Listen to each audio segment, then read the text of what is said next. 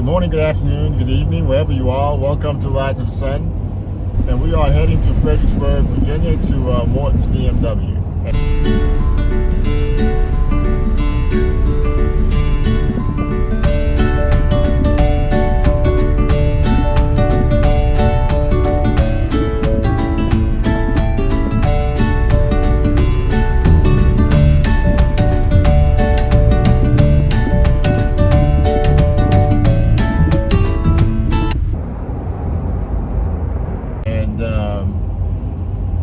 Traffic's not that bad. I'm on I-95. For those of you that's been on 95, you know how it is. I may take a shot at 28 miles away, Fredericksburg, and DC, about 78, I think it said. So we are going to see what I hope to be the BMW R1200C. Forgot which year it is. Sun is blinding. Give me a second. And also a late model, I think a 2021 BMW R18. The hope is to see what BMW's first attempt at a cruiser and their latest version of a cruiser, the R18, really looks like what is more than a couple of decades and technology and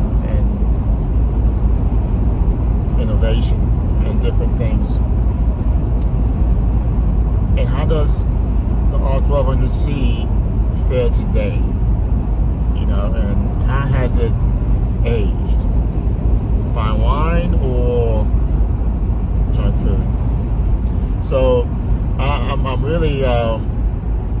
really excited today. I can't wait to see those bikes side by side.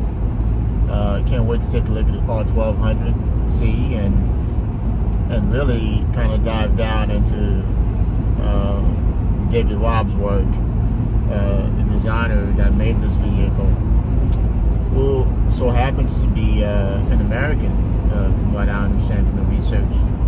David Robb has his hands on pretty much the last few decades of BMW, from the K1600, from its moped lineup, the cantilever front end on the R1200C, which really is what you're seeing on GS 1200 and GS Adventures and all those bikes. Those are all innovations that spun from that particular vehicle, the R1200C.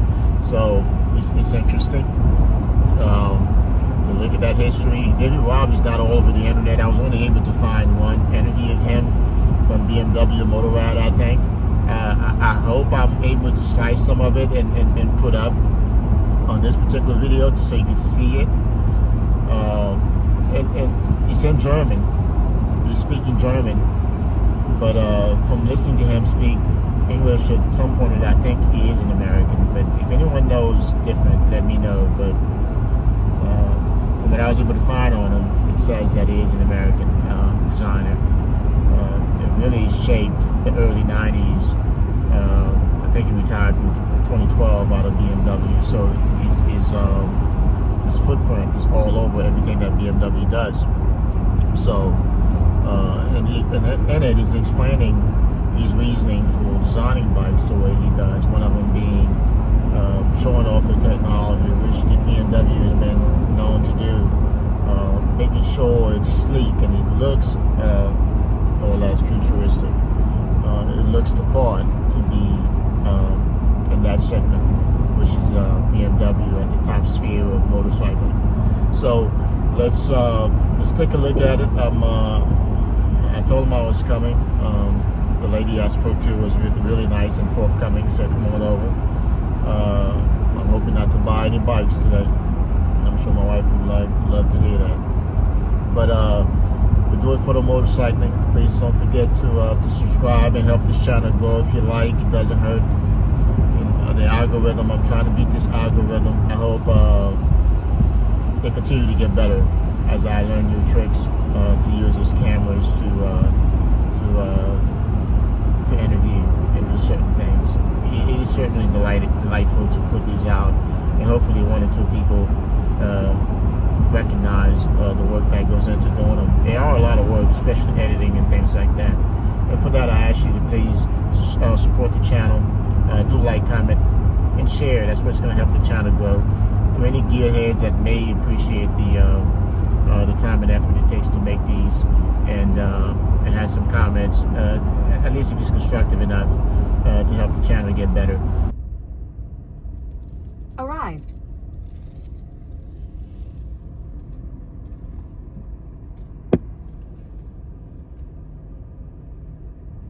R1200Cs. Do you see many of those? The R1200Cs? No, you don't. They were never a big seller. They were kind of a sales bomb. Okay. And so I'm gonna say it was 2 years only, maybe longer. I'm not sure. Yeah, I think they went from 97 to 04. Yeah. Yeah, I think it was the CLC. They only did 2 years. Right. So, I think according to the numbers, BMW sold over 40,000 of these things. That's not much. Yeah, it's probably not much. It's not if you think about the general scheme of things. I think so far this year they've sold 100 and something thousand bikes overall. How many of them are cruisers, you think? It depends where. Gotcha. Some places sell more cruisers than others. We sell more GSs. We sell more adventure bikes. Oh yeah, you guys have become known for the adventure market. It's become the a lot of commuters use the adventure bikes. Just now, would you say these are related in terms of the cantilever suspension in the front and the GS suspension? Yeah, because that's the same suspension they're using on a lot of the bikes. Right. So the telelever is what they call it. Right, the telelever. At the time, this was part of an advanced suspension. It was patented. Right. What it does is it separates steering from suspension. What you'll notice is you won't get a lot of nosedive when you brake. Right. Because it's separate from the suspension part. So it looks like BMW is going to stick with this. Because all the GSs have it. The RTs. Right. Or the 1600s have a form of it. Very nice. Yeah, these are conventional forms. What were some of the issues with the R1200, you think, why they didn't sell at the time? Basically, BMW loyalists didn't like it because of the feet forward, one, and two is they detuned the engine. So at the time, the 1100 Boxers were putting out about 85 horsepower. This one's only like 60. Wow. It's got a lower red line. They changed it more for cruiser characteristics. And they were trying to win over new customers, and they really didn't. Now, looking at this bike, you remember where you were when this bike came out? Oh yeah, I remember test riding them when they first came out. What did you think? Didn't like it. Oh, really? What was it about it? You used to be a Harley guy, right? No, I've been a BMW guy most of them. I've never owned a Harley, even though I worked at Harley. Oh, wow. That's horrible. We used to get fussed at all the time because the three guys that always rode bikes to work didn't ride Harleys. No, we all had BMWs. That's horrible. And the sales manager was like, "This is embarrassing. This is the employee parking lot. There's nothing but BMWs." That tells your customers a lot. Could you point me to the BMW dealer? Yeah, I could actually. So I'm looking at the wheels. Uh-huh. Are they some kind of polished aluminum? What is it? I believe so. Yeah, it's pretty. Well, I believe the rim is polished aluminum, but I'm not sure if the actual wheel is. Now, looking at it now, 20 years later, what are your thoughts on this bike? I mean, you see you don't see a lot of them out there, but I've seen a few. With like over 100,000 miles on them, because the people that bought them and liked them, they love them. They love them. Yeah. Yeah, there's no middle ground. You don't like this bike. You either love it or you don't. That's very true. And that was kind of the thing about it. Now, do you think this is a potential collectible bike? Oh, anything is if someone's willing to pay for it. That's very true. That's very true. But in this case, what do you think of this one, of its potential? I mean, not a I top don't. tier. I love the motor on this bike Mhm. because 2,500 RPM is pulling like a freight train. You Yeah. don't have to go past 2,500 to shift. It just for power. Now on the R18, I know they make different trims of it. Yeah, yeah. What are you thinking of this? Well, new the engine though, but the engine's the same in all of them. Right. What changes is suspensions and features that are available. Now, what do you think of this new iteration of the cruiser for BMW in 2022, 2023? I like the bike, but me personally, I don't like the seating position. Okay. The feet are too close for me. Not for the major stuff like the suspension, the engine, the boxer engine itself. You know, the drive shaft, the open drive shaft, I would say. Right. I mean, this bike is supposed to be kind of like, what do you call it? It's like an homage to the original BMW, the first one, the Right. R32. Because if you Right. look at the frame, they made the frame that way on purpose, so it looked like the original bike. Right. You can see the Same thing with the exposed drive shaft. That was Right. on the original bike. They did that on purpose. Now that's a good point that you made because I looked at it. I saw the open drive shaft on this one, and then that one, the closed drive Right. shaft. Was there aspect of maintenance as well, being able to just get in and The get out? maintenance is the same. Drain the fluid and once a year, replace it. And that's it for maintenance. Now, do you see any Harley guys come in here for these, or Oh yeah, we've had a few. have you sold any? A few. What are their thoughts once they ride it? They like the bike. The general consensus has been so far they don't like where their feet are. Right up They underneath want their them. feet.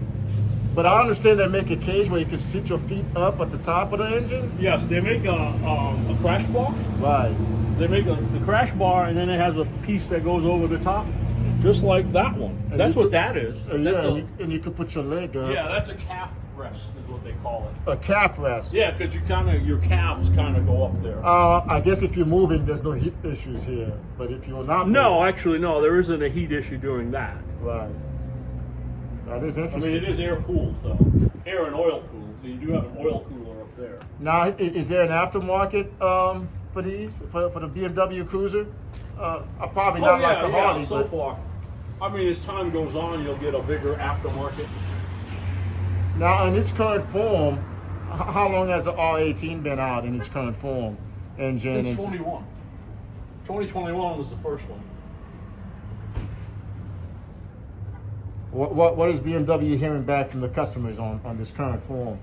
of That I bike? don't know. Oh, nothing. No, I guess that's a good thing. Yeah, yeah. No recalls. Not yet. Not yet. Not yet. Is it still too young? You think? No, I mean, they've been making that motor forever. That is true. Generally, you know. So the motor is definitely tried and true. Right. No brakes issues on this iteration, I would say. No, because they're not using haze anymore. So it's all BMW It right was, now. well, they have somebody like on the RR.